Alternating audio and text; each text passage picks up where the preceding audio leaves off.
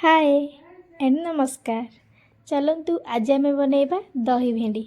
दही भेंडी बनवाई मते मोर जड़े सब्सक्राइबर कमेंट करथिले। जदि आपण मैंने भी मध्य किसी रेसिपी जानवा चाहते ताहले मते कमेंट माध्यम निश्चय जनातु।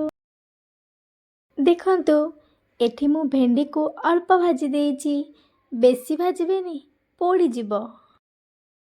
देखंतु एठी मु भेंडी भाजी थिबा करेई को नेउछि, सेथिरे अल्प तेल ता सहित अल्प पानमहुरी एवं सोरिष को देउछि। एठी देखंतु सोरिष टुक टाक टिक टाक होई फुटीगला। एबे आमे दबा सुखिला लंका ता सहित भृषंग पत्र एई सबु भाजी हे गला परे आमे एठी दबा भाजी के रखिथिबा भेंडी को। एठी देखंतु मु दही को देउछि। औ हाँ, दही को भेंडी भजा गरम थिले देबेनी, ठंडा हैला परे देबे। ता सहित मु अल्प किछि लुण को देउछि, लुण को स्वाद अनुसार देउछि। मु तो चलिली मोर दही भेंडी एंजॉय करबा पई। आपण माने काहेकि रहले, आपण माने भी मध्य जांतु दही भेंडी बनांतु। औ हाँ, जीवा पूर्वरु कौन करिवे, like share comment and subscribe.